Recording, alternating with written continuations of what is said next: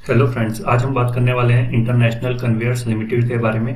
Company world की second largest PVC conveyor belt manufacturer है। Indian market में company अपने सेगमेंट की मोनोपोली स्टॉक है और करंटली स्टॉक प्राइस कंपनी का 100 रुपये से कम का है।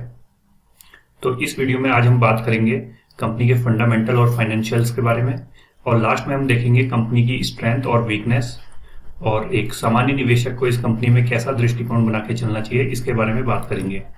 तो वीडियो स्टार्ट करने से पहले बता दें कि ये वीडियो हम केवल इंफॉर्मेशन और एजुकेशन पर्पसेस के लिए बना रहे हैं। तो चलिए शुरू करते हैं।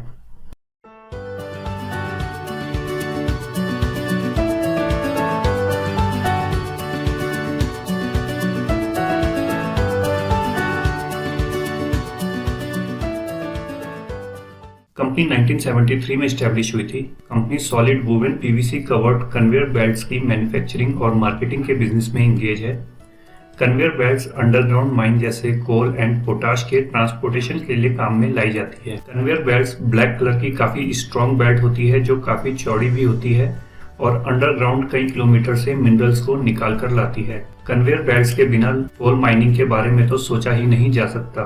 तो फिर केवल इंटरनेशनल कन्वेयर ही क्यों, कोई और कंपनी क्यों नहीं?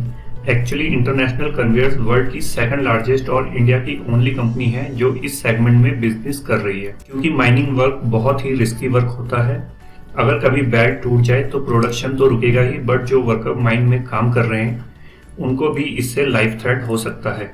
इसलिए गवर्नमेंट ने इसमें काफी सेफ्टी बैरियर्स लगाए हुए हैं, जिसके चलते इस बिजनेस में नई एंट्री लेना काफी डिफिकल्ट है। इंटरनेशनल कन्वेयर को इसका बड़ा फायदा मिल रहा है और पूरे बिजनेस को ये कंपनी डोमिनेट कर रही है। It's like a monopoly in the market. Company के टोटल रेवेन्यूज में 85% एक्सपोर्ट और 15% डोमेस्टिक कंट्रीब्यूट करता है। कंपनी के बड़े कस्टमर्स में Coal India, Tata steel, Shree cement जैसे बड़े नाम आते हैं। कंपनी अपने क्लाइंट्स के साथ लॉन्ग टर्म कॉन्ट्रैक्ट करती है जो 5 से 7 सालों तक का होता है, जिससे रेवेन्यू विजिबिलिटी आती है। कंपनी की 2 मैन्युफैक्चरिंग फैसिलिटीज हैं। औरंगाबाद से company 7 lakh metre conveyor belt और Falta special economic zone Kolkata से कंपनी 4,25,000 मीटर कन्वेयर बेल्ट का प्रोडक्शन करती है। तो अब बात करते हैं कंपनी के कुछ इंपॉर्टेंट डेटास के बारे में। कंपनी की जो करंट मार्केट कैप है वो 547 करोड़ की है। So it's a micro size company. Current price company का 81 रुपीज का है। हाई कंपनी ने 103 और लो कंपनी ने 36 रुपीज का बनाया था इस साल। स्टॉक पी 33.3 है, जबकि इंडस्ट्री पी 23.1 है। स्टॉक पी के ज्यादा होने के कारण यह है कि कंपनी इस सेगमेंट को डोमिनेट करती है और प्रीमियम वैल्यूएशन डिजर्व करती है, इसलिए यहाँ पर स्टॉक पी ज्यादा है। बुक वैल्यू की बात करें तो ये अराउंड 38 रुपीज का है। डिविडेंड यील्ड करंट प्राइस पर 1.23% का आता है। आरओसीई और आरओई 12.3 और ऑलमोस्ट 10% के हैं। इंट्रेंसिक वैल्यू की बात करें तो ये 45 रुपीज का, और पीजी रेशियो इंडिकेट कर रहा है कि कंपनी अभी अंडर वैल्यूड है। पिट्रोस्की स्कोर की बात करें तो ये काफी अच्छा है, 8। रिजर्व कंपनी के पास 207 करोड़ के हैं। क्वार्टरली पैट रहा था कंपनी का ऑलमोस्ट 8 करोड़ का। एनुअल पैट कंपनी का 15 करोड़ प्लस का था और कंपनी पे 65.3 करोड़ का एक डेट है। डेट टू इक्विटी रेशियो की बात करें तो ये 0.31 है और काफी हद तक डेट कंपनी के कंट्रोल में है। Market cap 3 year back 160 crore की थी। वहां से कंपनी ने फिनोमिनल मूव दिखाया है केवल 3 सालों में ही, और 5 साल पहले 113 करोड़ की मार्केट कैप थी और 10 साल पहले 105 करोड़ की मार्केट कैप थी। तो कंपनी जो है वो कंटिन्यूअस प्रोग्रेस कर रही है और कंटिन्यूअस पिछले 10 सालों से कंपनी की मार्केट कैप बढ़ रही है। प्रमोटर होल्डिंग 64.4% है, जो काफी अच्छा नंबर है। और नंबर ऑफ इक्विटी शेयर्स की बात करें तो ये 6.75 करोड़ के हैं। ऑपरेटिंग प्रॉफिट मार्जिन जो है वो 8.47% का है और net profit margin last year जो था वो 9.15% का रहा है। बैलेंस शीट देखते हैं तो शेयर कैपिटल काफी लंबे समय से कांस्टेंट है। रिजर्व कंपनी में जो 2010 में 50 करोड़ के थे वो अब बढ़कर के 4 टाइम्स से ज्यादा के हो गए हैं और 207 करोड़ की रिजर्व कंपनी में करंटली है। बोरोइंग 65 करोड़ की है। तो छोटी कंपनी के हिसाब से ये एक आइडल बैलेंस शीट है। एनुअल रिपोर्ट की बात करें तो 10-12 साल पहले कंपनी टोटल 88 करोड़ रुपीस की सेल करती थी। वहां से अभी कंपनी ने मल्टीफोल्ड सेल हासिल कर ली है और ट्रेलिंग 12 मंथ का जो डाटा है वो ये दिखा रहा है कि 200 करोड़ के पिछले 12 महीनों में कंपनी ने सेल्स करी है और जिसके अगेंस्ट में कंपनी ने 16 करोड़ का नेट प्रॉफिट कमाया है। कंपनी कंटिन्यूस अपने शेयर होल्डर्स को डिविडेंड पे करती है। कंपनी का डिविडेंड पे आउट रिकॉर्ड काफी अच्छा है। अब बात करते हैं क्वार्टरली रिजल्ट्स की।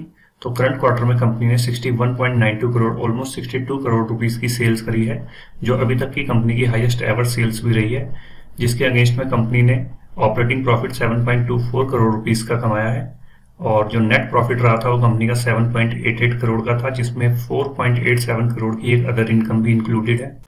शेयर होल्डिंग पैटर्न की बात कर लेते हैं। तो जब हम बात करते हैं छोटी कंपनियों की, माइक्रो साइज कंपनियों की, तो वहां पर शेयर होल्डिंग पैटर्न, प्रमोटर की शेयर होल्डिंग काफी इंपॉर्टेंट रोल प्ले करती है। और यहाँ पर हम देखेंगे कि मार्च 2019 से जो डाटा हमारे पास अवेलेबल है क्वार्टरली, वहां पर से कंटिन्यूअस कंपनी के जो प्रमोटर हैं वो अपना स्टेक कंपनी में बढ़ा रहे हैं, ओपन मार्केट से खरीद कर रहे हैं। सितंबर 2020 में जो कंपनी के प्रमोटर 49.7 ऑलमोस्ट 50% का स्टेक होल्ड करते थे और दिसंबर 2020 में कंपनी के प्रमोटर ने एकदम से एक बहुत बड़ा स्टेक परचेज किया था और उसके बाद से कंटिन्यूअस प्रमोटर्स अभी भी कंटिन्यूअस इस कंपनी में अपनी होल्डिंग बढ़ा रहे हैं।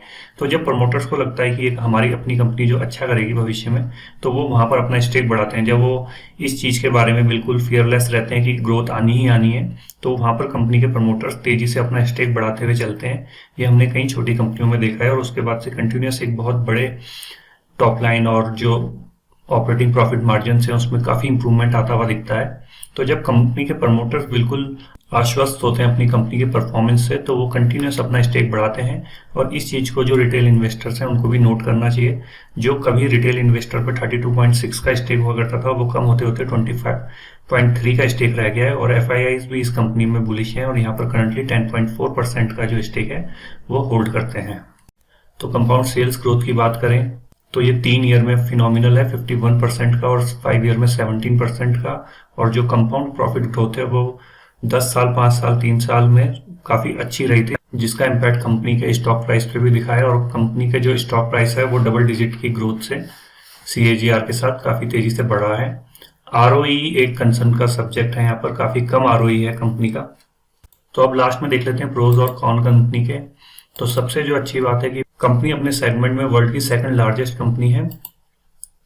मोस्ट रिवेन्यू कंपनी के एक्सपोर्ट के थ्रू आते हैं। प्रमोटर कंटिन्यूअस कंपनी में अपना स्टेक इंक्रीज कर रहे हैं और कंपनी कंटिन्यूअस अपने शेयर होल्डर्स को डिविडेंड पे करती है और इस सेगमेंट में कंपनी का कोई भी कॉम्पिटिटर नहीं है और जो कंपनी है वो सेल अपने बड़े क्लाइंट्स को ज्यादा करती है। डेटर डेज हैं जो कंपनी के वो इंप्रूव हुए हैं, 117 डेज से 35 डेज हुए हैं। जितने कम डेटर डेज होते हैं उतना अच्छा रहता है, कंपनी उतनी जल्दी पैसा अपना रिकवर कर लेती है। लास्ट 3 एंड 5 ईयर जो प्रॉफिट ग्रोथ रही है कंपनी की CAGR वो काफी फिनोमिनल रही है। और कौन सी बात करें तो लो ROE जिसकी अभी हमने बात करी थी और हाई PE सेक्टर कंपैरिजन में जो है वो स्टॉक का जो PE है अपने सेक्टर कंपैरिजन में वो काफी हाई है। तो दोस्तों ये थी इंटरनेशनल कन्वेयर्स लिमिटेड की कहानी। आपको ये कंपनी के फाइनेंशियल और फंडामेंटल्स कैसे लगते हैं हमें कमेंट करके जरूर बताएं। ऐसे इंफॉर्मेटिव वीडियोस देखने के लिए हमारे YouTube चैनल को सब्सक्राइब करें and thanks for watching this video.